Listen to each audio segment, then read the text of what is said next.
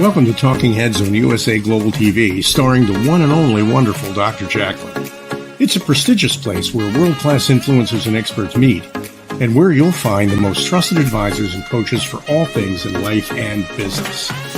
Visit usaglobaltv.com to sign up for our newsletter, get the value you need, and be first in line to learn about events and giveaways and other valuable content. Connect with us.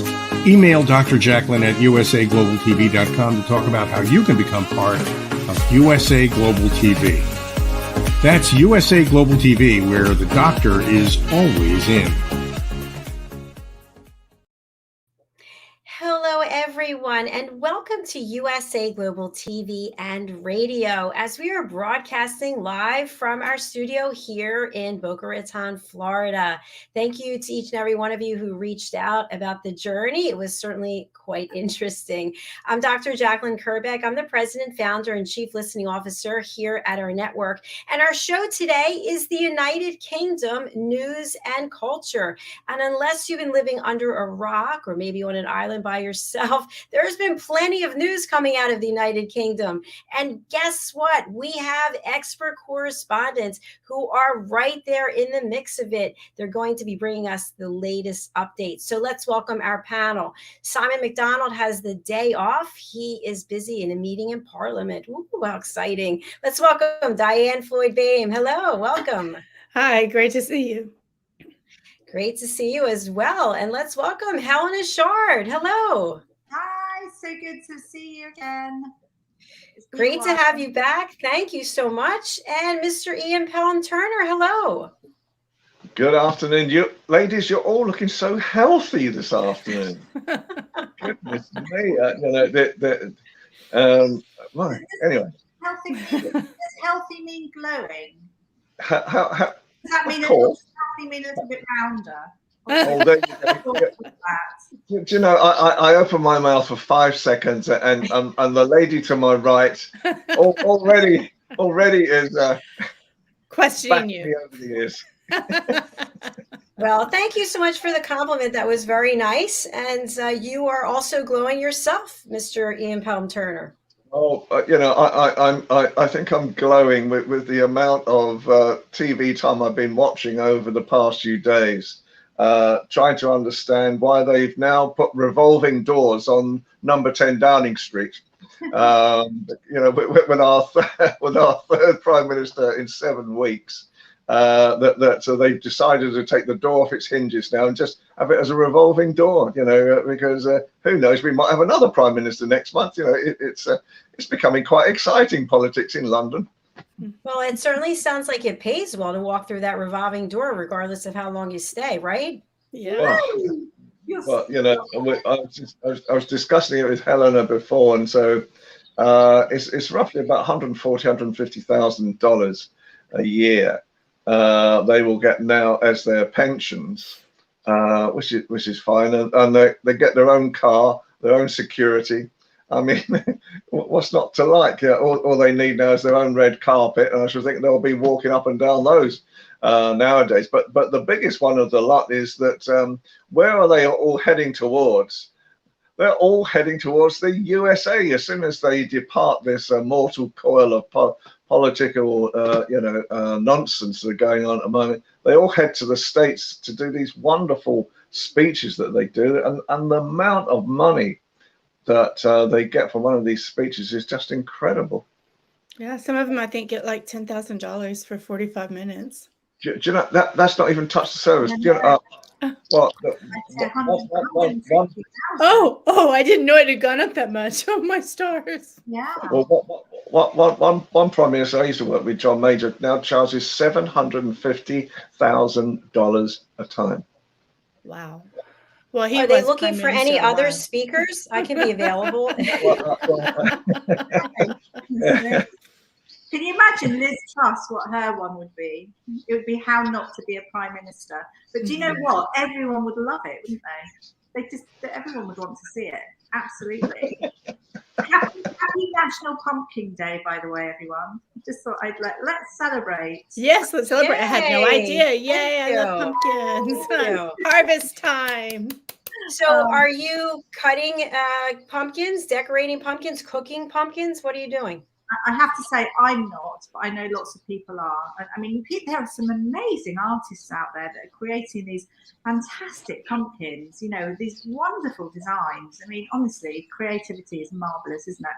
I mean, obviously there's lots of dishes as well, but you know, it's a real Halloween time. It's a bit, you know, we're all a little bit up and down here, but you know, people are trying to have fun and carry on. And you know, the Halloween budget that we were all expecting has been delayed for nearly 2 weeks. So that's why it's going to be now the 17th of November to allow for the government to reach the right decisions.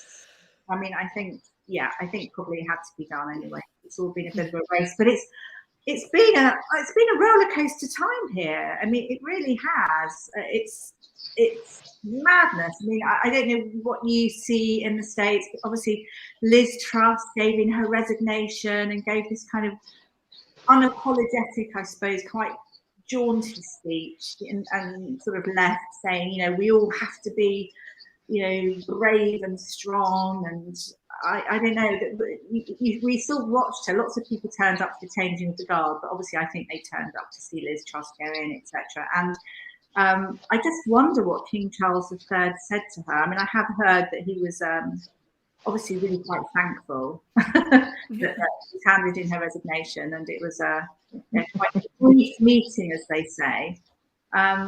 But you know, now with Rishi Sunak, I mean, I don't know. I don't know what everyone's thinking at the minute.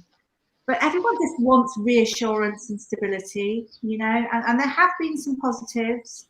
Investments are up, you know, there is that stability comes back. As soon as there's some kind of stability, you know, everything is sort of plateaus a little bit. So investments are up. I think gas prices are falling, although whether we get to see that, I don't know. But I mean, we have to look at some of the positive things. And I think probably one of the things that I think everyone's sort of quite pleased about is it's obviously embracing and expressing sort of our multi-faith country. Obviously, a Muslim now we have Rishi Sunak, who's Asian, and I think that's a really good thing. And completely, I think King Charles III will be fabulous at advising him. I actually don't know. I mean, although he's Asian, he's very British. I don't know exactly how much he'll do, and I do know that King Charles III does know him. They've met on a number of occasions, whether it's COP26, you know, plant a tree for the Jubilee. I mean, there's been an Asian community event, I think, so they do know each other, and I think there will be a good mix. I'm hopeful, and I think we all have to be hopeful.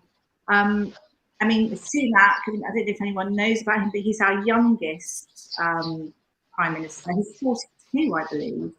So the youngest Prime Minister since the 1800s. And all I want to say, I mean, I'm not a political person particularly. It's not my forte, but I just want everyone to stop it. You know, I just feel like saying that grow up, stop squabbling, and just think about the people and our country, and, you know, stop thinking about your own seats, because it's all this higgledy nonsense. Anyway, I am hopeful, and I think he's probably thankful to Dominic Cummings, who I believe installed him as Chancellor years ago, because he's only been a backbencher for 7 years, which is nothing. So I think he gave him his platform. So onwards and upwards, you know, we really have to be there and be strong and be there for people. Absolutely, and I would have liked to have been a fly on the wall yesterday, because when Liz Truss came to what's known as kiss hands, they don't actually kiss hands, they actually shake hands these days, where the king then offers the parliamentary prime ministership to the leader of a party. And when Liz Truss came in, you could hear him, you know, he didn't realise, I don't think the audio he realised was being recorded, and he shook his head as she was coming in the room saying, "Oh dear, oh dear, oh dear." You know, in other words, what a mess that Britain was in. then it was all shut off. So I wonder what the first exclamations of King Charles was yesterday. But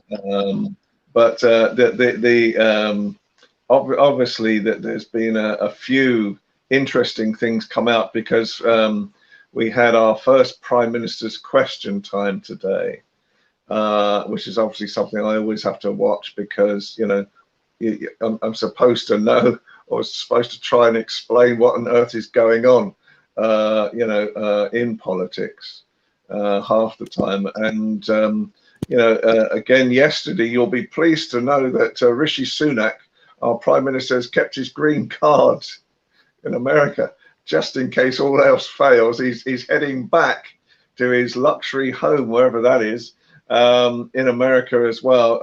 And his wife, who is the daughter of an Indian billionaire, I hear has given up her tax status, but I'm not sure whether she's given up her domicile status in total. But it's interesting times. Very interesting. Absolutely. And I hate to say it, but we could use a little help and leadership over here in our country. That's for sure. I was thinking the same thing when Helena was speaking. I'm like, it sounds like America. It's very sad.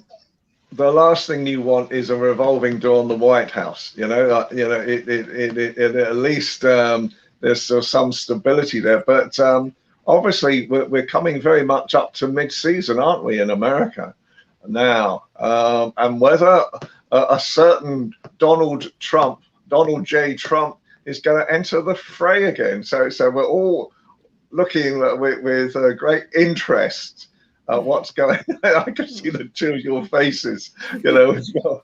I just want to get past Tuesday, and I went and voted, by the way, yesterday. So I've done my duty. Diane. Yeah, I think President Trump announced that he is going to be he's going to be running again. I think I read that. He's got to get through the January 6th, that little incident. He's got to get through that. It's interesting because he's been subpoenaed by the is it Senate or House of Representatives? I don't know. He's been it's the congressional. Congressional, is it? Yeah, congressional committee. But back to UK news. I want to say, Helena, thank you for sharing with everybody. I had listened to some of the news yesterday from y'all's beautiful country, and I just think it's remarkable. 7 years, and now he's the leader. But I think I'm praying he brings a real breath of fresh air. And obviously, I didn't know that he knew King Charles, but that helps with working together, right? I don't think they know each other like really, really well, but they've been at several events together, so they've met and they've chatted, and but it gives them a common ground of to break the ice. It does. It absolutely does. And I just really hope that people, cost of living as in everywhere. Pasta, tea, chips, all these very basic things, cooking oil, it's like 65% up. And for some of these families, and you do wonder, you watch all this nonsense going on in the political world and everyone making sure they've got their seats, and it's like, do you know what's actually going on? Come on, you've got to rise above this and really work towards now quickly making people, at least giving people confidence, I agree. Acting with integrity, be accountable for what's happened, and and work together. I over here it's like a football game, so hopefully you guys will work together. It's always a Hail Mary. It's like, go back or go home. But it's the same thing, Helena. It's interesting that y'all are going through the same things as far as, I guess it's inflation, where food prices, and I was sharing with my husband, I said, you know, when we were first starting out, we were counting pennies. So my heart aches for everybody that's counting pennies, right? Because the pennies are worthless now. I mean, you can't even buy a gum for a penny anymore. Oops, I I heard just they're gonna get aged rid of myself. Yeah, I heard they want to get rid of the coins. They want to get rid of everything, but that's another Yeah. story. Yeah. So for Kindness Act that you are working on, my husband and I are going to I know this isn't about me, but in case y'all like this idea, I want to do it. We're purchasing lots of turkeys and putting together meals. And there's a lot of places professionally that do this, but we drive around and look, and then we listen to our heart, and then we deliver a full Thanksgiving meal. So, Okay. if y'all like that idea over there, go for it. Absolutely. I think you know, with us at the moment, you know, talking on a business front, that probably one of the most shocking things that came out in the past couple of days is that there's been an increase of 68% on corporates in UK issuing profit warnings. And so last year it was, we're talking about major corporates as well. So last year there were 50 major corporates offering you know, profit warnings. Now it's up to 87. And obviously this is indicative, I think, as well of, you know, world trade at the same time. And I think, you know, that the you know, the reality at the moment is that one of the things that we seek in America, obviously, is a trade agreement. But at the same time as that is happening, you know, that this new government is sort of saying that unless the EU relinquishes on the rules over Northern Ireland, we're going to pull out of the whole EU agreement that we've got. You know, and so I don't know. You know, there used to be, was it a series called Super Nanny? You know, and Super Nanny used to sort of know how to look after children who were stamping their feet. And I think we need a Super Nanny now for politicians. I love that. I just want to know, why does anyone want to go into politics to begin with? Because everything you've ever done, everything that you're doing, it gets scrutinized and people just pick you apart. And I think by the time you get into the office, you're so broken down or charged up. I'm not sure which. I don't know, just my thoughts. I think a lot of politicians. I don't want to say anything. Yeah. No, I'm kidding. Sorry. A lot of politicians these days come straight out of university, you know, where they've been studying politics in the first place, and they go straight into becoming researchers, you know, for existing politicians. So they don't actually have any experience of life or business at all. I think, you know, the reality at times is that with the way the world is going right now, why do people want to go into politics? I think a lot of the time ambition is one. You know, and you know, obviously you look at Boris Johnson. He wanted to be King Britain or King World, whatever he used to call himself, from the time when he was about 4 or 5 years old. And I think, you know, the reality at the moment is that you're right, we do have to find a method of politicians listening to the people rather than the people at the moment just listening to politicians. Good point. And when you think about it, you know, really that they're there for the people. You know, it's like civil servants. You know, that they should be there working for and behalf of everyone. But you know, always along the way, there's just too many politicians that are always breaking the law. I mean, you could name a few now.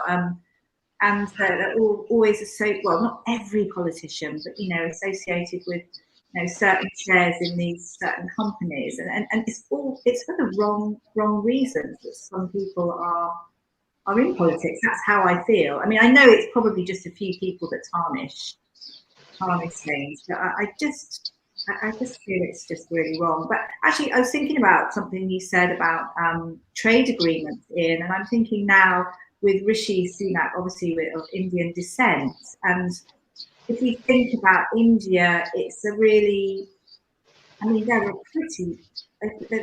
got a pretty thriving economy now, really. They're quite influential. And I wonder now, with Rishi being our PM, whether there's going to be more trust between the nations and maybe more trade deals. I don't know how relevant that will be or how that will affect us, but surely that's a good thing, isn't it? Another plus. Yeah, no, I think with India, Africa, the continents that, well, they reckon that, and perhaps I should whisper this, that the Asian economy, the Indian economy might be bigger than the American economy, over the next few years. I mean, I don't want to put a damper on the values of the good old United States, but, I think that the reality at the moment is, see, I wonder, and I totally agree with Helena. Any trade agreements, any connections with the rest of the world, yay. Everybody, I think, realizes I wasn't a friend of Brexit by any means at all, and I think it's one of the worst things we've ever done. And to disconnect ourselves from a large proportion of the world economies, which is what seems to be happening right now, and that's supposed to give us stability in this country, I think, is for the birds. I suppose, what I look at with places like India is, what do we think we could sell to them? I know what they could sell to us, because they've got a much faster method. A lot of websites now, for example, website developers, they may have a UK base, but basically it's going back to India, and it's done overnight at a fraction of the price. And it's brought down the price of websites. And I was talking to a friend of mine who has a media company, and she was saying that her media company now can't even achieve $500 for a website anymore. People won't pay. No, they won't pay. You can go to Fiverr and so many other places. I actually thought that people now were going to Eastern Europe for their websites and for things like that. I thought that was a go-to place more so than India. Anyway, that was just what I heard. Could be both. I don't know. Yeah, I'm sure. And you brought up something I thought was an interesting statement. What can you all bring to India, importing and exporting, etc.? Isn't there a drive for England to start manufacturing and bringing things like that back, like there is here?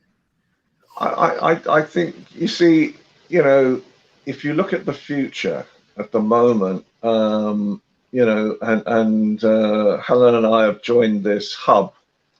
And so you listen to what young people are saying is going to be the future for the world, for business. Web 3.0 coming up, and artificial intelligence taking over from production at the same time.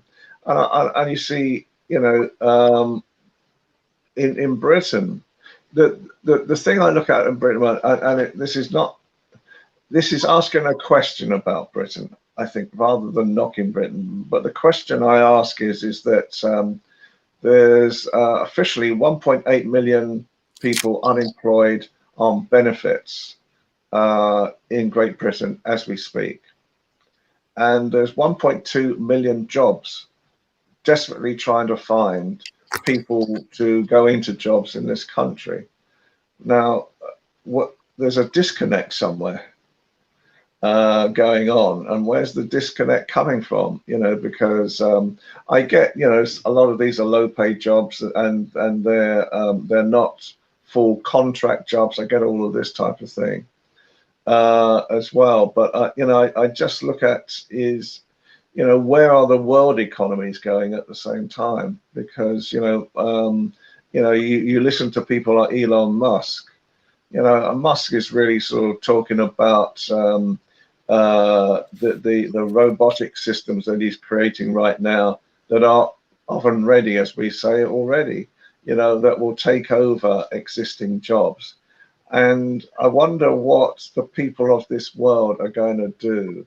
And the, you know, the young people and perhaps the children right now going to schools, are they going to be able to see full-time jobs as I expected to have? You know, when I left school at 16, you know, I walked straight into a job, and I've touch wood, you know, I've been employed for the past 56 years.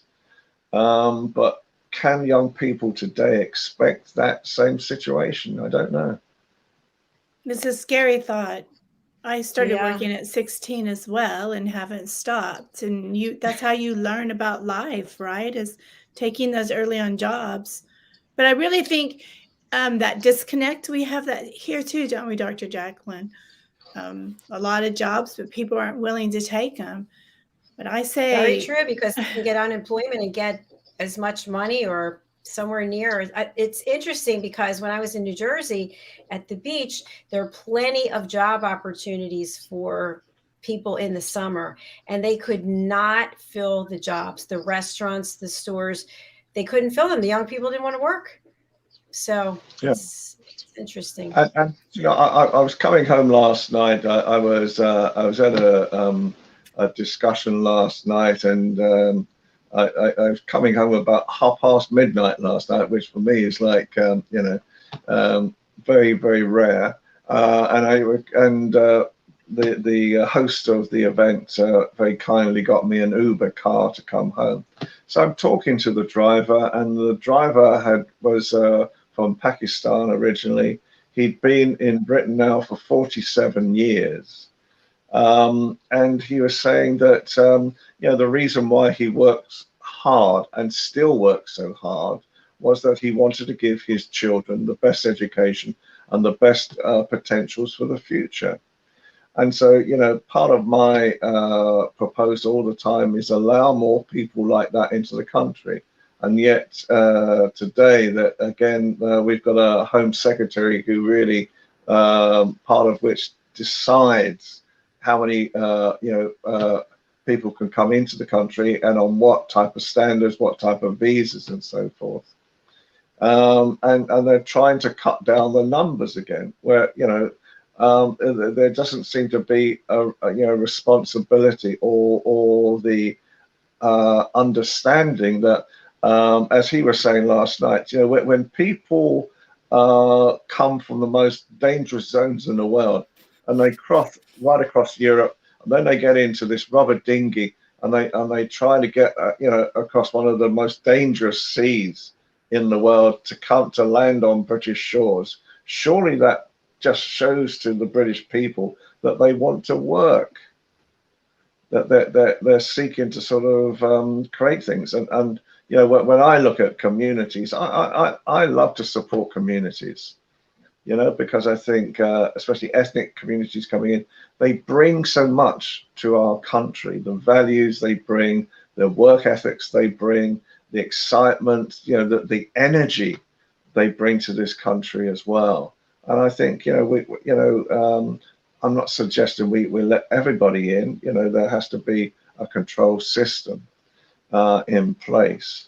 But I think figures bear out that what's always been leveled by politicians, that, you know, these people come into the country and they take up our houses and they take up our jobs and they take up all the benefits and so forth. And the reality is, no, they don't. You know, that a large proportion of inbound immigrants are not even allowed to have any type of state benefits for, I think, for 3 or 4 years from when they start working. So I just think one up, you know, to communities coming into the country, and it's what made America great. You know, what you know, America wouldn't be where it was today unless all the different communities that felt they would have the you know, the American dream was in place.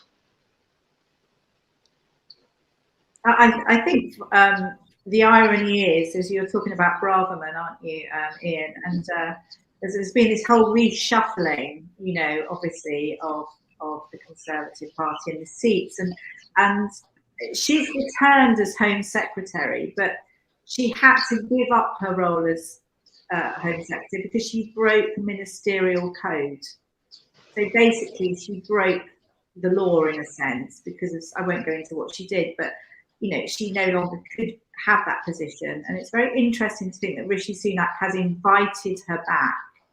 I think it's a real eye-opener to how he wants things to run. So it's going to be a real crackdown on crime and border control, as Ian mentioned. But I don't know, there's this sort of hazy thing about ministerial code, and it's like she had to give up her position 6 days ago, and all of a sudden she's invited back. I don't know. I think it's crazy. No one has an answer at this moment. But I really hope that things settle out, because also for our small businesses that really we rely on, and we do so well here in the UK with our small businesses and people like reinventing themselves, and we're really down with figures. And I think that's because of the uncertainty. So that's why I'm really praying that things get on an equilibrium, an even keel, and everyone's going to go for it. And we need these small businesses to survive. And also, a lot of these small businesses are people that we're working with in hubs as well, that really want to do well. So we're really rooting for it. There's another funny thing I just wanted to say. One of my new words that I love, I keep hearing about it, is nonsense on stilts. Nonsense on stilts. I love it. I love that. It's like everything about everywhere I am, nonsense on stilts. I think it was Jonathan Dimbleby or something mentioned it. It was to do with The Crown, The Crown, obviously the series that everyone's watching. And I have to say, I had my thoughts about The Crown in different episodes, but now people really are talking about it. And so I got that saying, I think, from Jonathan Dimbleby. I love it. It's to do with the fact, I think it was Dame Judi Dench, our wonderful actress over here. I mean, she's wonderful. Unfortunately, she's lost her sight, I think. That's another story, but she was talking about, she's sort of adding to the pressure, she's adding pressure to, on Netflix, to basically put like a what do you call it? A warning, a disclaimer, yeah. Because she just feels she just says it's crude and cruel. I mean, I don't know what I think about it completely, but I think there are certain things, because we're always led to believe that there are historians on site and they say, yes, this is what happened, absolutely, this is what happened. But actually, when it comes to it, there's things that really are very, very untrue. I think the most recent thing I heard was John Major was talking about how he was brought into, is it episode? I haven't watched them all. I will. I promise to watch it because I think I'll love it. But I love history and I love facts, and I'm a bit upset to hear that it's not factual 100%. So that's a bit sad. But because also I think for Her Majesty the Queen's late memory, I think it's not so great. But the thing that John Major talked about is apparently King Charles III, as he is now, obviously Prince Charles at the time, apparently in 1991, he lobbied Major to force Her Majesty the Queen to abdicate. And of course, if people are going to watch that, they're going to believe it and think, goodness me, this is what it's like, and obviously Prince Charles is now King Charles, what's going on? Absolutely, there we go. Nonsense on stilts. Let me tell you again. Love it. But it's naughty that they introduce things like that into it, because it's a fictionalized drama, basically, and I do think there should be a disclaimer. Will that be the disclaimer? Nonsense on stilts or no? No. I'm going to use it with everything. I think it suits actually a lot of things that are going on in our world, which sort of says a lot, doesn't it? I think that the one audience that will be glued to watching it will be the royal family. just in case secrets that they didn't want to come out in it as well, in a more spurious way. I mean, quite honestly, nowadays, I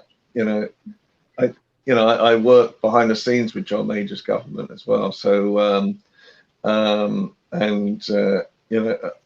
at that time, it was unbelievable, where I think it could be said that power or the thought that some of the politicians had that they could do whatever they wanted, and there would be no repercussions from it, seemed to be very much in their thought process as well.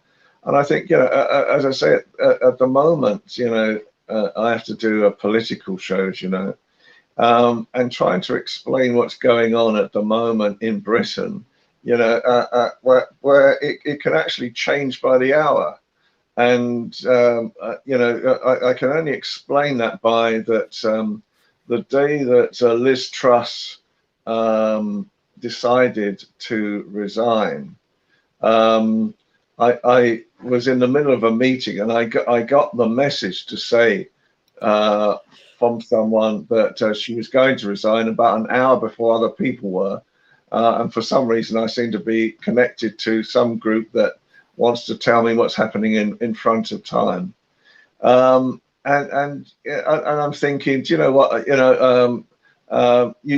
You could actually fall asleep for a nap, as I tend to do at my age sometimes in the afternoons. You could wake up to a totally different world, an hour later. You just never know what's going to happen next in Britain. That's interesting. That's true. Well, we might wake up to a totally different world after Tuesday. So I know. Goodness. So, no, we were listening. Gosh.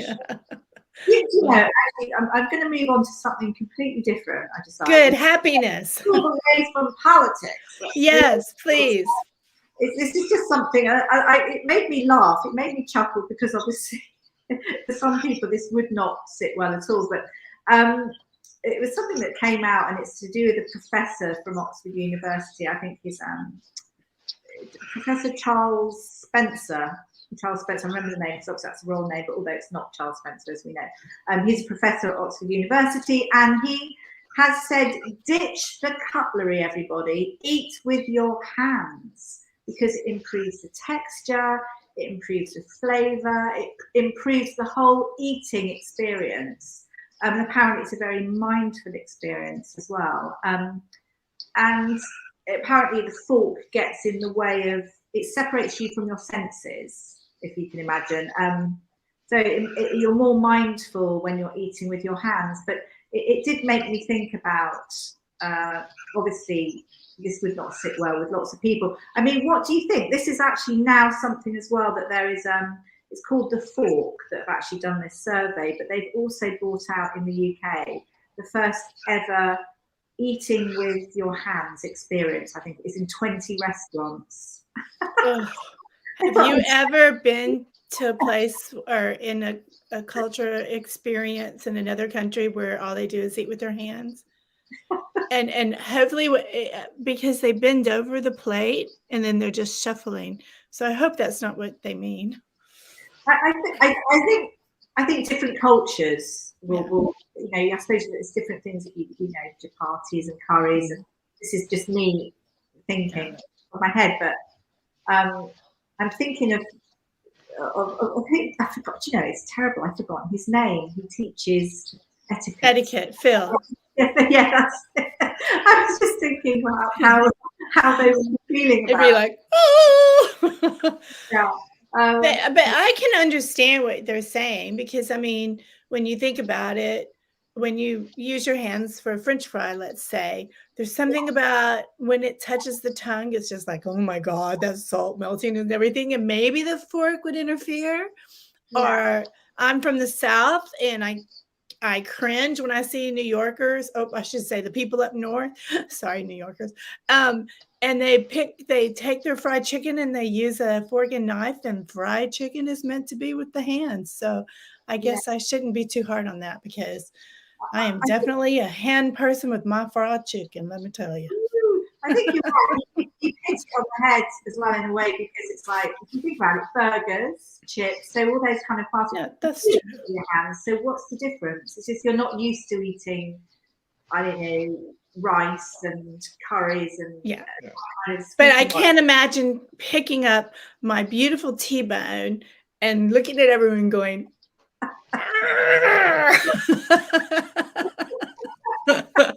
I love that visual, Diane. Thank you. I'm digging into it. Did we capture that moment in outtakes for Christmas? That's definitely going to be one of the edited parts for sure. I have something that I learned up in Maine, if you want me to share with you. So Let's going hear it. back to Helena with pumpkins, you said it's a National Pumpkin Day, I guess. Is that worldwide, or is that here in England? Anyway, but I learned that pumpkins, when you turn them into jack-o'-lanterns and everything, that if you get rid of them before they start souring and everything, they're great dewormers for animals. Are they? Isn't that amazing? I learned that from a horse person. You know, I feel like saying I'm moving on swiftly. Wow, with this kind of content, I'm not sure how much longer we can broadcast today, but okay. No. I do have a question for you, which we were talking earlier at the Prime Minister, and I'm just thinking about London. What's it like in London right now? Is it fairly safe? People are happy, buzzing around, going out and doing things? Do you want the honest answer? Or I guess we're out of time right now. Trick-or-treat. They're trick-or-treating, right? Yeah, I mean, there are. I mean, it's you know, not everyone's the same. Everyone has different stresses and different financial restraints, and I think overall, I think it's this whole feeling of, you know, everyone wants to be reassured. And, you know, when you're reassured, even if things aren't good, if you've got someone leading who is so reassuring, that's going to tell you that everything's going to be great and hang in there, and, you know, someone that's strong, it makes a difference, doesn't it? Wake up, Churchill. Yeah. It really does. And I think that's what is causing a little bit of a ripple. I feel things will move forward quite quickly. Definitely the Conservative Party realise that they have got no time. They have to make things work. We've got an election in a few years' time. But, you know, there are good things happening. And there are people as well who are, I think, always in times of strife. It's amazing how people can come together. And it's amazing how many people want to give love and share love and help people. And that's the good side, isn't it? The positive side you get. And it's so important, because moving on, everyone needs that strength. And I think sometimes with age comes experience as well. And as I'm 86, I can share so much. You know, but do you know what I mean? Really, you've sort of been through a few things, and you can always be there, especially to help younger people. And I think it's so important. I think we need to go back to flowers in the hair, bells. Flowers in her hair. Oh, I love it. You know, that could really freak this generation. You know, with what we. Absolutely. Song. By the way, it just popped into my head. There is an event that's going to take place in London, and I think, Ian, you were also invited to it, the Women of Heart and Gentlemen of Heart Awards. We actually just had the crowning for Women of Heart Awards. So yeah. Princess Desiree Richardson, who's there in London, she's hosting this event. Ian, would you like to share a little bit about it from your experience? I think, you know, I mean, it sounds wonderful. You know, I don't know that much about it myself. I know I was a recipient of an award for Men of Achievement, I think, you know, the reality at the moment is it's like in America, it's an awards season in Britain now, and it always sort of happens November, December time to actually do, and it's nice to sort of you know, receive these awards. I got one the other day. I just noticed it's floating above my head. My latest It looks award. like it's coming out of your head, actually. I wondered what that was. Yeah, that was for something I did with a business and development and harmony event that I was part of as well at the same time.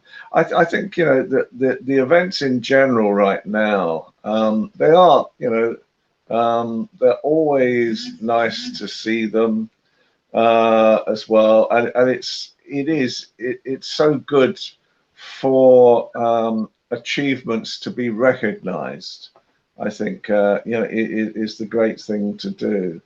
And you know, I'm a great believer in WOA and the other events that are going on about this time. But it's like our event season right now. So you know, I was asked to host another one in December, but I don't think I'm going to be around. I don't know yet. So I think, yes, with all these events, you know, they have the opportunity of networking, and I'm sure Helena will agree as well, of networking in with other people who all want the same goal, is to produce better harmony. Yeah, I love that. agree. Better harmony. Yay. Can I also just add, I just remembered, and I looked it up just now because I remembered each year, something that I feel is quite important. It's called it's National Mentoring Day, which actually is October the 27th, which I believe is tomorrow if I've got my dates right. And it's the perfect time to think of who mentored you, who that person is, who shaped you into who you are today, and to celebrate them. But also it's sharing, passing it on, and thinking how it's so important to also to be able to mentor anybody really in the world. I think it's quite an important day, set up by a colleague of mine a few years ago. But I just think it's a lovely thought. And actually these special days, there are obviously lots of special days, but there are certain ones, i.e. National Mentoring Day, which I think are really, really special. Because it makes you think, doesn't it? It makes you think about your life and what you've achieved and who's helped you along the way. I love that. I think it's great to do it. You know, I think both Helen and I, and I'm sure all of you, I mean, really, you know, USA Global TV is a prime example of how to support businesses, business growth, young businesses especially who are wanting expertise. You know, for my case, on not how to do it. No. But I think, you know, that the realities a lot of the time is that mentoring is so important, I think. And both Helen and I have, as I say, just joined this hub, which is absolutely, you walk in there and the energy level of these 20-somethings, you know, not some even younger than that, who are developing the future as we speak, and their resolve to create a better world, what they want to see in this world and determining it. Now it's very exciting, but at the same time, I've noticed that they listen to people like myself. They want to see how we feel as well. In other words, so it's like, you know, what I liken it to is Web 2.0 and Web 3.0. So I think a lot of us probably live in Web 2.0 still, and they're living in Web 3.0, and they're gaming and they're doing virtual realities and all this type of thing.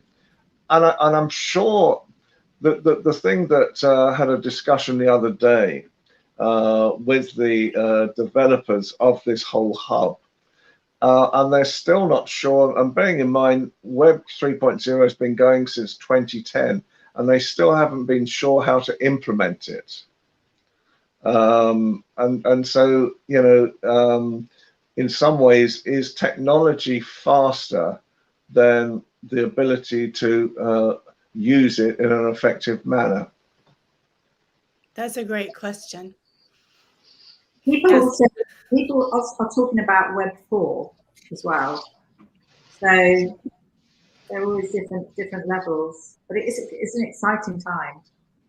So much going on. I love technology, and it's always changing. So as soon as we learn one thing, we have to unlearn it and learn something else. Yeah. Yeah.